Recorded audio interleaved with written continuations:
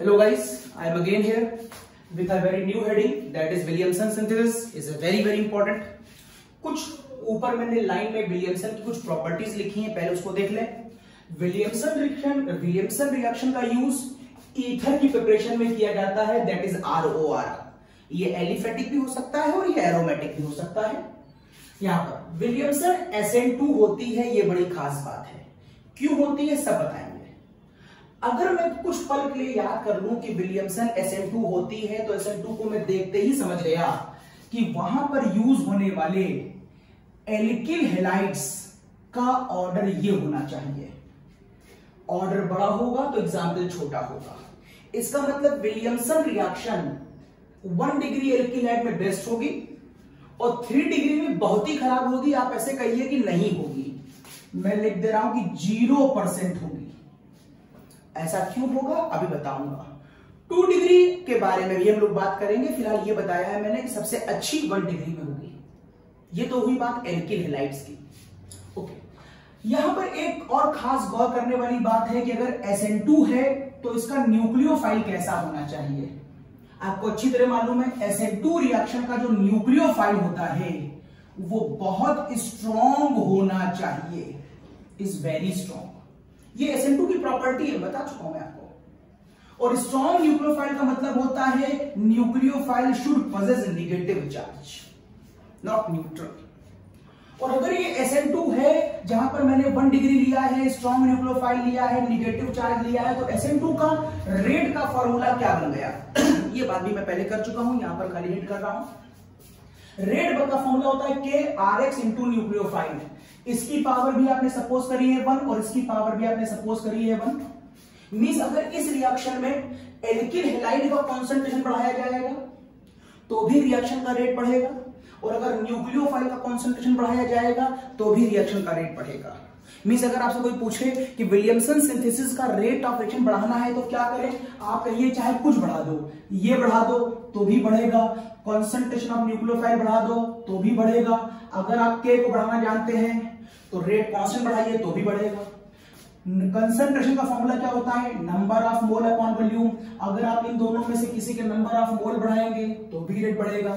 अगर आप V को बढ़ाएंगे, वॉल्यूम है वॉल्यूम, अगर आप V को बढ़ाएंगे तो ये इनवर्सली प्रोपोर्शनल है तो रेट कम हो जाएगा। तो ये कुछ रीजनिंग भी यहां से डेवलप हो सकती है। तो फिलहाल विलियमसन SN2 है, SN2 ऑर्डर बड़ा है तो एग्जाम्पल छोटा होगा। सेकेंड ऑर्डर रिएक्शन है तो उसमें न्यूक्लियोफाइल बहुत अच्छा होना चाहिए, मतलब दोनों इंपॉर्टेंट है मेरे लिए, इसलिए रेट के फॉर्मूले में दोनों आए और वहां से कुछ रीजनिंग क्वेश्चन डेवलप हो गए। अब मैं यहां पर आता हूं। मैंने 1 डिग्री का, बल्कि 1 डिग्री से भी अच्छा एग्जाम्पल लिया है मैंने, CH3Cl, मतलब 1 डिग्री से भी छोटा एग्जाम्पल लिया है मैंने। और इसकी रिएक्शन में कुछ कंपाउंड्स दिखा रहा हूं। इसका नाम sodium methoxide, sodium ethoxide, sodium isopropoxide, sodium tertiary butoxide, और ये है सोडियम फेनॉक्साइड। अगर मैं इसकी रिएक्शन सबसे कराऊं तो क्या होने वाला है ये समझाने जा रहा हूं। लेकिन एक बात मैं आपको और बता दूं, मैंने उधर एक टर्म लिखा हुआ है, जो आपने यहां पर RX लिया है ना, RX, अभी आपने ये तो बताया कि SN2 होने के लिए आपको R किस तरह का चाहिए, R, तो आपने कहा R चाहिए हमको 1 डिग्री। लेकिन अभी आपने ये नहीं बताया कि यहां पर X किस तरह का चाहिए। तो आपको लग रहा होगा कि X कौन सी बड़ी बात है जानने की, उसे मालूम है एल्किल हैलाइड होना चाहिए। लेकिन मैं आपको बताऊंगा एल्किल हैलाइड के अलावा भी यहां पर कुछ X हो सकते हैं। अजीब लग रहा होगा आपको, देखिए मैंने लिखा है यहां पर RX, जहां पर बुक्स में X का मतलब मेनली क्लोरीन, ब्रोमीन और आयोडीन लिखा गया है। इनको हम गुड लिविंग ग्रुप मानते हैं। आपने पढ़ा SN1 SN2 की रिएक्शन में जितना बढ़िया लिविंग ग्रुप होगा वहां पर रिएक्शन उतनी अच्छी होती है। लिविंग ग्रुप निकलेगा तभी कोई सबस्ट्रेट वहां पर आएगा, तभी कोई अटैक करेगा वहां पर। इस लिविंग ग्रुप को हम फुगासिटी कहते हैं। इसका डिस्कशन हमने एक लेक्चर आपको डाल के आपको यूट्यूब में दिया है, जहां पर हेडिंग मैंने डाली है discussion of nucleophilicity, basicity, acidic nature, basic nature और न्यूक्लियोफिलिसिटी। ये काफी लंबा एक्सप्लेनेशन मैंने वहां पर दिया है, वहां पर इन सारी बातों को डिटेल में बताया है।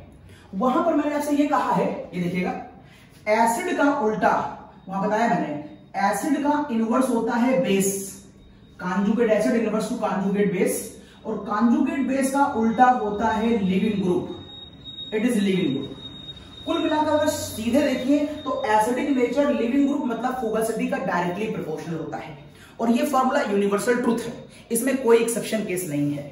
यदि एसिड बढ़िया लिविंग ग्रुप के लिए होता है और आप कहते हैं कि लिविंग ग्रुप जितना अच्छा होगा SN1 हो चाहे SN2 हो, दोनों ही रिएक्शनें अच्छी होती हैं लिविंग ग्रुप के लिए। मतलब SN1 SN2 दोनों के लिए हमें लिविंग ग्रुप अच्छा चाहिए। विलियमसन SN2 है तो हमें लिविंग ग्रुप तो अच्छा चाहिए ही चाहिए। अब आप कह रहे हैं कि साहब लिविंग ग्रुप X के नाम पर क्लोरीन ब्रोमीन आयोडीन होना चाहिए, तो मैं दिखा रहा हूं कि देखिए क्लोरीन ब्रोमीन आयोडीन के अलावा वो भी स्पीशीज यहां पर ली जा सकती हैं जो हैलोजन से भी ज्यादा अच्छे लिविंग ग्रुप हों। ये बड़ी खास बात। जब ये एक अच्छा लिविंग ग्रुप आप मान रहे हो तो अगर केमिस्ट्री में इससे भी अच्छा कोई लिविंग ग्रुप मिल रहा है तो वो भी यहां पर लिया जा सकता है। तो SN1 SN2 में आप केवल यही कंपाउंडों को मत मानिए, ये स्टैंडर्ड पैरामीटर हैं। इनसे ज्यादा अच्छा होगा तो वो यहां आएगा, अगर इनसे खराब होगा तो वो यहां पर SN1 SN2 के रिएक्शन में नहीं आएगा। अब इनसे अच्छा देखने के लिए ये देखिए, आपको ये अच्छी तरह मालूम है कि ये acidic nature of hydra acid है, HI HBr HCl HF। Acid जितना अच्छा होगा लिविंग ग्रुप उतना अच्छा होगा, इसीलिए आप कहते हैं SN1 SN2 रिएक्शन सबसे अच्छी आयोडीन दिखाता है, फिर ब्रोमीन दिखाता है, फिर क्लोरीन दिखाता है। F अच्छी नहीं दिखाता, बहुत अच्छा लिविंग ग्रुप, बहुत खराब एसिड है तो खराब लिविंग ग्रुप है। तो अगर इन तीनों में सबसे अच्छा ये दिखाता है तो आप एक बात जान लीजिए कि ये सल्फोनिक एसिड्स हैं, ये एरोमेटिक का सल्फोनिक है और ये एलिफेटिक का सल्फोनिक है। और ये दोनों सल्फोनिक एसिड मैंने आपको उस लेक्चर में जहां पर मैंने आपको डिटेल में फुगासिटी और डिटेल में न्यूक्लियोफिलिटी बताई है एक लेक्चर के अंदर, वहां मैंने बताया है कि ये दोनों एसिड हाइड्रा एसिड से बहुत अच्छे एसिडिक होते हैं। क्यों होते हैं वहां डिटेल में समझाया है, आप उस लेक्चर को देखिएगा। यहां मैं सिर्फ इतना बता रहा हूं कि ये दोनों इससे भी अच्छे एसिड होते हैं। और अगर ये दोनों इससे अच्छे एसिड होंगे तो जो जितना बढ़िया एसिड होगा वो उतना बढ़िया लिविंग ग्रुप डेवलप करेगा। इसका मतलब इन दोनों के लिविंग ग्रुप इनसे भी अच्छे होंगे। अगर इन दोनों के लिविंग ग्रुप इनसे अच्छे होंगे तो आप X की जगह पर केवल ये नहीं, आप X जगह पर RSO3 या X जगह पर आप एरोमेटिक का SO3 भी दिखा सकते हैं। ये आपके लिए नई बात है, ये बुक्स में अवेलेबल नहीं है कि साहब ये भी हो सकता है, सरप्राइजिंग है, कंपटीशन में आ सकता है। एकेडमिक में तो नहीं उस वाले पॉइंट पे जाएंगे, कंपटीशन के लिए बहुत अच्छा है। क्या तो आप समझ गए कि इस X का भी यहां पर खेल हो सकता है। हर बार यहां पर X हेलोजन ही नहीं होगा, हेलोजन से कोई अच्छा लिविंग ग्रुप है तो वो भी हम ले सकते हैं। अब मैं उस वाले एरिया को हटा रहा हूं और अपने क्वेश्चन को आगे बढ़ाता हूं। ये हटा दिया मैंने, इसका काम खत्म हो गया, मैं आगे बढ़ गया। ओके, अब बात उठती है कि इसके आंसर क्या आएंगे। अब आपको अटैक कराना है इन सारे लोगों का। अब आपके मन में एक बात और आई होगी कि सर ये कंपाउंड कहां से आए हैं। अब ये देखिए यहां लिखे मैंने, ये एल्कोहल से आए हैं। ये सब सॉल्ट्स हैं, किसके? एल्कोहल के। एल्कोहल NO से कंबाइन करेगा तो सॉल्ट बनाएगा। दुनिया में एसिड कौन होता है, ये कंपैरेटिवली स्टडी है। हम चाहें तो HCl को एसिड बोले, हम चाहें तो HCl को बेस बोले, दोनों तरीके से बिहेव करा सकते हैं। शायद आपके सरप्राइजिंग होगा ये सुन करके।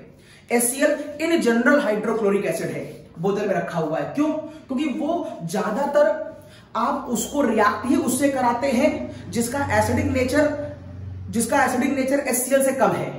उस समय आप कहते हैं कि HCl एसिड है और जिसका एसिडिक नेचर कम है तो वो रिएक्ट करता है as a base like NaOH। आपने HCl है NaOH से कराई तो आपने कहा HCl एसिड है, NaOH बेस है। लेकिन अगर आप HCl की रिएक्शन उससे भी किसी बेहतर एसिड से कराएं लाइक HClO4 से, लाइक H2SO4 से, तो आप ये पाएंगे कि HCl एसिड की तरह बिहेव नहीं कर पाएगा। एसिड की तरह बिहेव करने का मतलब है H+ आयन डोनेट करने की tendency.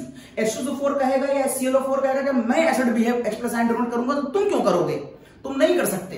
This is the cause. उस समय HCl अच्छा एसिड नहीं होगा, तो फिर बेस की तरह बिहेव करेगा, तो फिर H2SO4 और HClO4 वहां पर एसिड हो जाएंगे। तो कुल मिलाकर के दुनिया में एसिड और बेस ये कंपैरेटिवली स्टडी होता है। ये रेफरेंस ऑफ फ्रेम का क्वेश्चन होता है कि आपसे किसके रिस्पेक्ट में पूछा जा रहा है। जैसे मैंने आपको बताया, अब आपसे मैं पूछता हूं कि बताइए एथिल अल्कोहल एसिड है कि बेस है? Sorry, methyl alcohol. तो आपको देखने में एक नजर में लगेगा कि सर ये तो ना एसिड है ना बेस है, लेकिन क्योंकि उसका नाम ही अल्कोहल है। लेकिन ये सारे एसिड की तरह बिहेव कर सकते हैं अगर इनके बर्तन में बेस डाल दिया जाए। अगर आप इनके बर्तन में बेस डालेंगे तो ये एसिड बन जाएंगे, और इनके बर्तन में अगर आप एसिड डालेंगे, अगर आप इसके बर्तन में एसिड डाल दें तो ये बेस बन जाएगा। अगर आप इसके बर्तन में HCl डालेंगे तो वो एसिड है तो ये बेस बन जाएगा, अगर आप इसके बर्तन में बेस डालेंगे तो ये बेस है तो ये एसिड बन जाएगा। तो ये क्वेश्चन रेफरेंस ऑफ फ्रेम का है, ये पूरी केमिस्ट्री में फॉलो होता है, हर कंपाउंड पे फॉलो होता है। अब ये बेस है बहुत अच्छा, तो एसिड बेस मिलकर सॉल्ट बनाएगा। नाम है सोडियम मेथॉक्साइड। ये आइड क्यों लगाया इसका डिस्कशन भी मैं आपको पहले बता चुका हूं कि जो हाइड्रा एसिड माने जाते हैं उनके सॉल्ट में हम आइड लगाते हैं। तो ये जो एसिड आपने सपोज किए हैं इनको हम हाइड्रा एसिड मान रहे हैं। यहां पर O को देख करके आप ऑक्सी मत कहिएगा कि सर वो डिफिनेशन होती है कि O होगा और H होगा तो वो ऑक्सी होगा। अरे वहां पर O और H के साथ कोई बहुत स्ट्रॉन्ग इलेक्ट्रोनिगेटिव एलिमेंट होना चाहिए, उसको हम ऑक्सी एसिड कहते हैं, लाइक HClO4, H2SO4, HNO3। ये सारे बहुत हाई एसिड होते हैं और यहाँ पर ये ऑर्गेनिक स्पीशीज हैं। बल्कि और अगर आप कार्बोनिक एसिड आपके दिमाग में आ जाए कि सर कार्बोनिक एसिड तो होता है, तो वो रेजोनेंस स्टेबलाइज होता है, इसलिए उनके एसिडिक नेचर ज्यादा होते हैं। कुल मिलाकर के ये लंबे डिस्कशन चला जाएगा, उसको छोड़िए। फिर इतना मानिए कि यहाँ पर सारे एल्कोहलों को हाइड्रा एसिड माना गया है। हम ऑक्सी और हाइड्रा डिफरेंशिएट करने चक्कर में कहीं और चले जाएंगे वरना।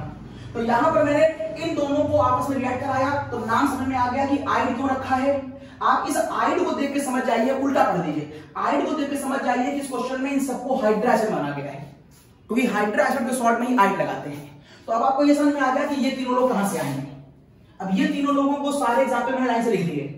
ये सोडियम एथॉक्साइड, ये सोडियम आइसोप्रोपॉक्साइड, ये सोडियम टर्शरी ब्यूटॉक्साइड और ये सोडियम फेनॉक्साइड। अगर आप जानना चाह रहे हो कि ये कहां से आया होगा तो बेटा ये फिनॉल से आया होगा। ये मेरे पास फिनॉल था, दैट इज कार्बोनिक एसिड। अगर आपने इसके ऊपर NH लगाया होगा तो ये सॉल्ट बन गया होगा। ओके, नाउ अब आप ध्यान से देखिए, ये सारे कंपाउंड बताइए न्यूक्लियोफाइल की तरह बिहेव कर रहे होंगे कि बेस की तरह बिहेव कर रहे होंगे। दोनों पर निगेटिव चार्ज होता है। मैंने पहले बताया है अगर इस पेन पर निगेटिव चार्ज है तो बताओ ये न्यूक्लियोफाइल है कि बेस है। तुम कहोगे सर हमें नहीं मालूम, क्योंकि निगेटिव तो दोनों पर होता है। इसे रिएक्शन में फेंक के देखिए और देखिए ये अटैक कहां कर रहा है। अगर ये कार्बोनियम पे अटैक करेगा, अगर ये कार्बोनियम पे अटैक करेगा तो आप कहेंगे सर ये न्यूक्लियोफाइल है। और अगर कोई निगेटिव चीज किसी वजह से कार्बोनियम पे अटैक ना करके बीटा H पे अटैक करेगी तो आप कहेंगे सर वो बेस है, किसी भी निगेटिव स्पीशीज का अटैक देखा जाता है, वो अटैक कहां कर रहा है, कार्बोनियम पर तो न्यूक्लियोफाइल। और जब कार्बोनियम पर अटैक होता है तो उसका रिजल्ट हमेशा सब्स्टिट्यूशन आता है, मींस ये या तो SN1 होगा या SN2 होगा। अगर बीटा H पे अटैक होगा तो इसका रिजल्ट हमेशा एलिमिनेशन आता है। अब एलिमिनेशन में वो या E1 होगा या E2 होगा या फिर E1CB होगा, E1 कॉन्जुगेट बेस रिएक्शन। तो फिर हम यहां पर देखते हैं ये सारे ही लोग निगेटिव चार्ज हैं, तो ये न्यूक्लियोफाइल भी हो सकते हैं और बेस भी हो सकते हैं। देखते हैं ये अटैक कहां करते हैं। अब इस वाले कंपाउंड के CH3Cl के डायग्राम को मैंने ऐसे खोल दिया है, इस वाले डायग्राम को ऐसे खोल दिया है। अब यहां पर देखिए आप SN2 दिखा रहे थे, SN2 में आपको याद होगा कि इस वाले Cl को हम बाहर नहीं निकालते हैं मैकेनिज्म में, और इसको हम आपको कहा करते थे ये लॉक है। लॉक का मतलब दरवाजे के बाहर जो ताला लगा होता है ये वो है। और आने वाले मेहमान, मैंने पोयम सुनाई थी, पूरी कहानी सुनाई थी अपनी SN2 की मैगजीन देखिए मेरी, वहां कहानी सुनाई थी कि ये भी निगेटिव है और ये भी निगेटिव है, तो ये इसको रिपेल करता है फ्रंट डायरेक्शन से। Cl निकल नहीं सकता क्योंकि निकल जाएगा तो कार्बोनियम बनेगा जो 1 डिग्री है, बहुत लीस्ट स्टेबल है। Cl निकल नहीं रहा है, Cl पर निगेटिव चार्ज है, ये निगेटिव है, रिपेल करेगा, लिहाजा ये फ्रंट से अटैक ना कर इसमें कहां से अटैक करा करता था, इसमें बैक से अटैक किया करता था, और इसी का नाम आप रखते थे ट्रांजिशन स्टेट। बड़ी खास बात है, इसमें अटैक बैक से होता है। अगर इसमें अटैक बैक से होगा तो इसके अंदर आप इन्वर्जन का लॉजिक भी लगा सकते हैं। इसमें अटैक बैक से होने की वजह से इन्वर्जन का लॉजिक भी लगेगा, अगर स्टीरियो केमिस्ट्री की तरफ आप ध्यान दें तो फिलहाल इसका जो आंसर आएगा वो क्या आएगा। अगर मैं इसे न्यूक्लियोफाइल मानता हूं तो CH3O चला गया है पीछे, उसने अटैक करा है इस वाले CH3 पर, और बाद में यहां से Cl निकल गया होगा, और बाद में यहां से Cl निकल गया होगा जो Na से मिलकर के NaCl बना रहा होगा। कुछ इस तरीके का आंसर आएगा। इस वाले क्वेश्चन में आपने ये देखा कि CH3CO छोटा मॉलिक्यूल था और इस छोटे मॉलिक्यूल ने बड़े आराम से यहां पर अटैक कर दिया, कोई दिक्कत नहीं है। ये थोड़ा बड़ा हुआ है लेकिन फिर भी अटैक कर देगा, ये भी इसके बैक से ही अटैक करेगा और ये भी इसके बैक से ही अटैक करेगा, और ये भी इसके बैक से ही अटैक करेगा। सब इसके बैक से अटैक करेंगे क्योंकि आपने जानबूझ के लिया ही 1 डिग्री है और Cl निकल नहीं सकता, क्योंकि Cl निकलेगा तो ये कार्बोनियम आयन 1 डिग्री से भी छोटा होगा और 1 डिग्री से छोटा कार्बोनियम आयन बहुत लीस्ट स्टेबल होता है, तो स्टेबिलिटी के लॉजिक के अकॉर्डिंग ये कार्बोनियम आयन नहीं बनाएगा। इस बात को ध्यान रखिएगा। इस वाले सारे केसों में अगर ये कार्बोनियम नहीं बनाएगा तो आने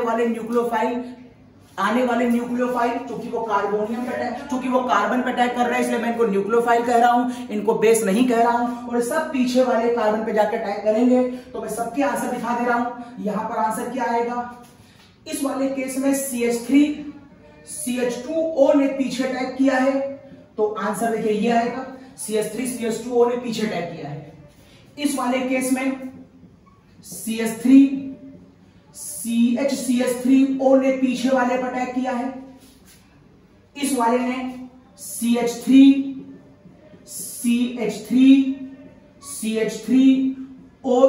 ने पीछे वाले पर अटैक किया है। Cl निकल गया होगा, सभी में NaCl आएगा। और इस वाले ने इस रिंग और O ने पीछे वाले पर अटैक किया होगा, तो देखिए ये आ गया रिंग के ऊपर आ गया O, और ये देखिए ये फिगर है। इन सारे केसों में ये केस एग्जाम में बहुत पूछा गया है। इस कंपाउंड को एनिसोल कहते हैं, इसको एनिसोल के नाम से खूब पूछा गया है। आप इसे मेथॉक्सी बेंजीन भी कह सकते हैं। It is also known as methoxy benzene. तो इस तरीके से ये सारे लोग फिलहाल SN2 रिएक्शन के थ्रू ईथर बना रहे हैं। अब थोड़ा सा डिफरेंट सोचते हैं इसको, और डिफरेंट सोचने में हम क्या सोच सकते हैं। अच्छा, पहले मैं आपको एक चीज बता दूं कि यहां पर थोड़ा सा एक बदलाव यहां पर करें हम लोग। देखिए कैसे, अगर मैं आपसे क्वेश्चन पूछूं कि अभी आपने CH3Cl का अटैक, CH3CONa का अटैक इस पर कराया है, क्या आप ऐसी रिएक्शन भी सपोज कर सकते हैं? देखिए जरा, मैं आपसे कहूं कि ये कंपाउंड रिंग Cl था, जैसे आपने CH3Cl लिया वैसे रिंग Cl ले लो, मतलब जैसे आपने एलिफेटिक लिया वैसे एरोमेटिक ले लो, और उसके ऊपर आप इस कंपाउंड का अटैक करा दें,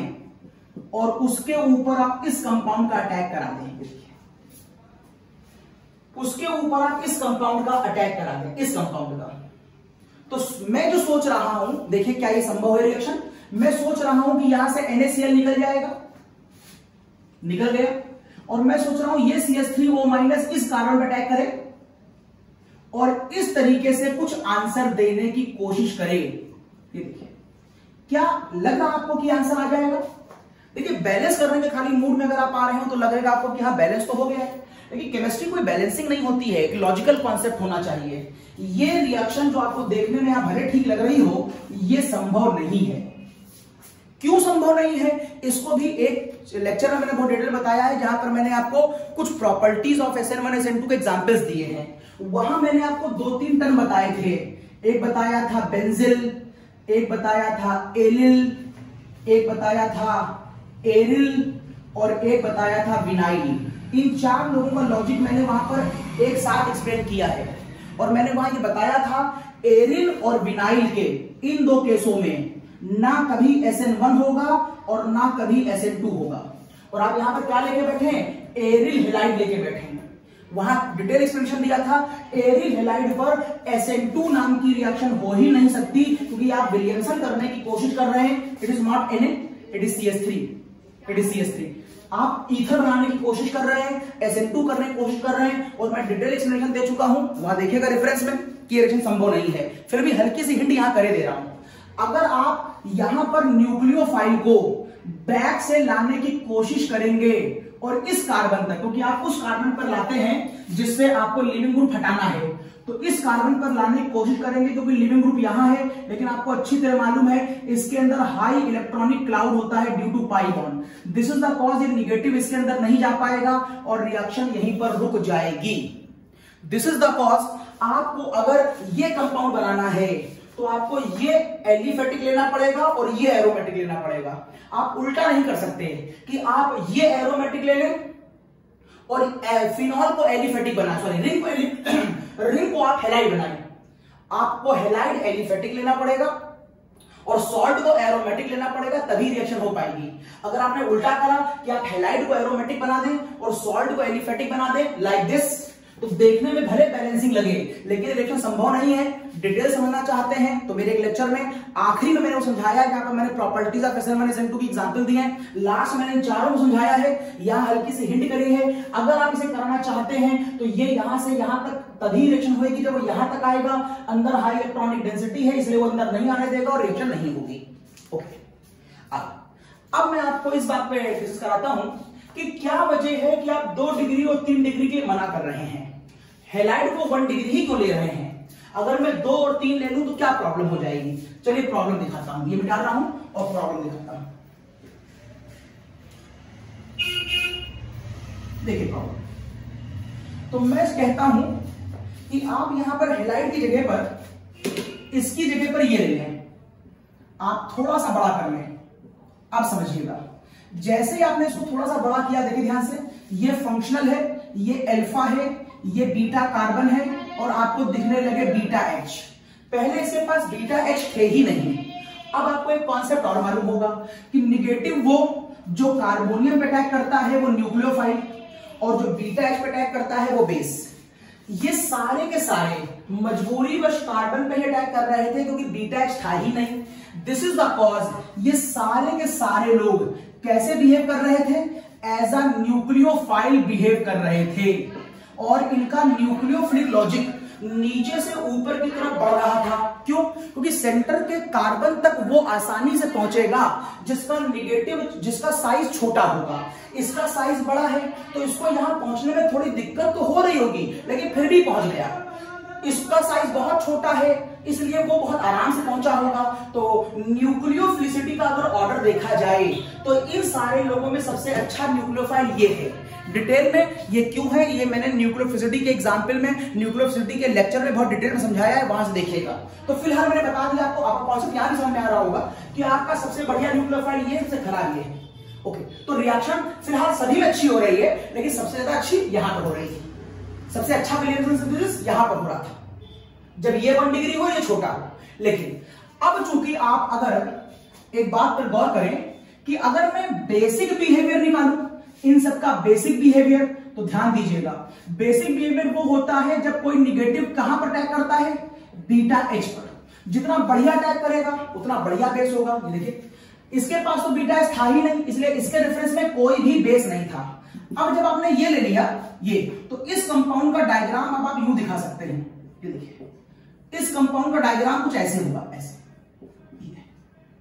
और ऐसा होने के चक्कर में ये देखिए स्टेरिक हिंड्रेंस इसकी सराउंडिंग में। अब देखिए अगर ये कंपाउंड आना चाहे और यहां पर अटैक करना चाहे तो ये कंपाउंड यहां पर आकर यहां अटैक कर सकता है। अभी भी साइज छोटा है, स्टेरिक हिंड्रेंस कोई ज्यादा नहीं है तो ये न्यूक्लियोफाइल की तरह अटैक कर सकता है, मतलब यहां पर भी ईथर बन सकता है।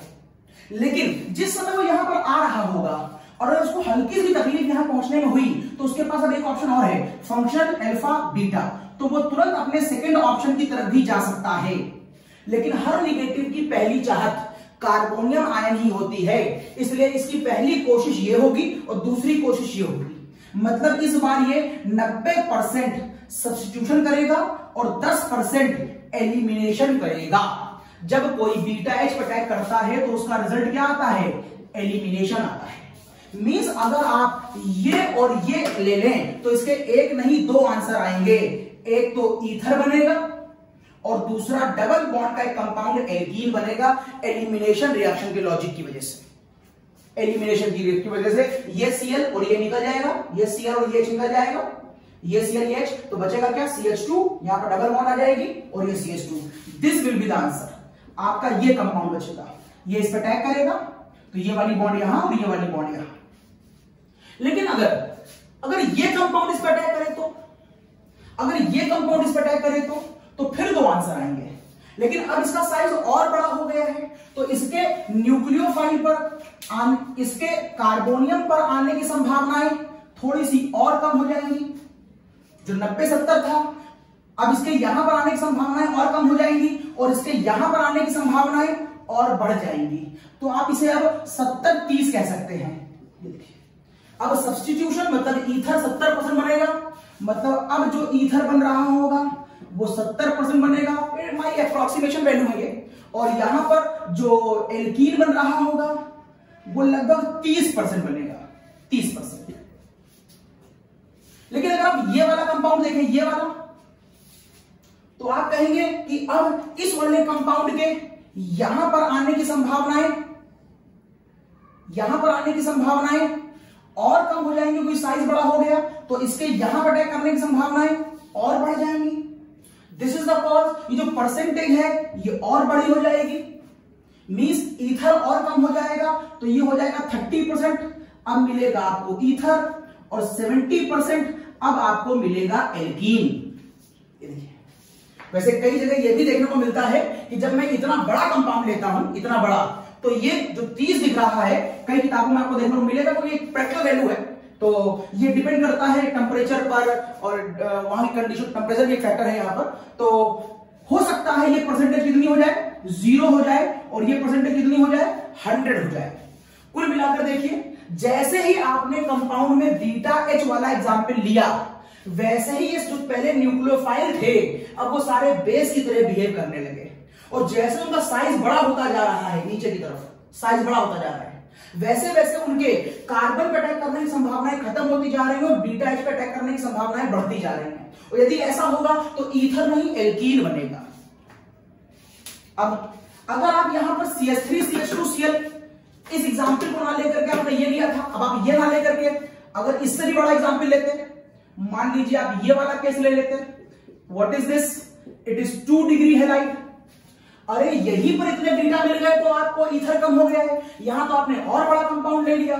इसका मतलब यदि आप यूं इस कंपाउंड को लिखें, इट इज CH3H और Cl, और ये देखिए स्टेरिक हिंड्रेंस, आप विलियमसन SN2 पे क्वालिटी कराने की कोशिश करेंगे। और अगर आप इसको लेते हैं तो ये भी यहां पर आने पर अब दिक्कत फील करने लगेगा, इसलिए ये भी अब ईथर अटैक यहां पर, इसलिए ये भी अब यहां पर अटैक करके केवल 10% ही ईथर देगा। इसकी ज्यादा संभावनाएं फंक्शनल अल्फा और बीटा एच पर अटैक करने की हो जाएंगी, जिससे एल्कीन प्रोडक्ट बनेगा। मींस यहां पर आते आते ईथर इसमें बिल्कुल खत्म है और केवल एल्कीन मिलेगा। नीचे वाले केसों में तो केवल एल्कीन मिलेगा, ईथर मिलेगा ही नहीं। और कहीं आपने ये 2 डिग्री ना लेकर के ये केस कहीं आपने 3 डिग्री ले लिया होता, मान लीजिए आपने ये केस 3 डिग्री का ले लिया होता, ये देखिए एल्कीन लगाया आपने 3 डिग्री ले लिया, तो यहां पर भी क्राउड बहुत ज्यादा हो जाने की वजह से ये बीटा एच पे अटैक करेगा, एल्कीन, बीटा एच पे अटैक करेगा, एल्कीन, बीटा एच पर एल्कीन, बीटा एच पे एल्कीन, बीटा एच पे एल्कीन, ईथर मिलेगा ही नहीं। This is the cause. सबसे पहले मैंने आपसे कहा था स्टार्टिंग में कि विलियमसन केवल 1 डिग्री में होती है, क्योंकि 1 डिग्री में बीटा एच नहीं होता है, और बीटा एच नहीं होता है तो वहां एलिमिनेशन की संभावना नहीं होगी, मतलब वहां एल्कीन नहीं बनेगा, प्योर ईथर बनेगा। लेकिन तुम जैसे ही यहां और यहां की तरफ जाओगे, यहां पर कुछ ईथर मिलेगा और कुछ एल्कीन मिलेगा। वो भी डिपेंड करेगा कि अटैक कैसा कंपाउंड कर रहा है। अगर ये अटैक करेगा तो यहां पर कुछ ईथर कुछ एल्कीन, अगर कहीं ये अटैक कर देगा तो केवल एल्कीन मिलेगा और ईथर नहीं मिलेगा। लेकिन तुम यहां चले गए तो यहां केवल एल्कीन मिलेगा, चाहे तुमने इसका ही अटैक क्यों ना कराया हो, ये बहुत छोटा है, फिर भी एल्कीन देगा, ईथर नहीं देगा। तो ये वजह थी कि क्या वजह है कि विलियमसन सिंथेसिस केवल 1 डिग्री एल्किल हैलाइड या उन एल्किल हैलाइड में पाई जाती है जहां बीटा एच नहीं होता। और ये बड़ा खास कुछ मैंने बताया था कि आपको देखने में ये रिएक्शन भले बैलेंस लग रही हो, लेकिन ये रिएक्शन संभव नहीं है, उसका भी लॉजिक ध्यान रखिएगा। तो मेरा विलियमसन यहां खत्म होता है, फिर मिलते हैं नेक्स्ट लेक्चर में after a short commercial break. Bye bye.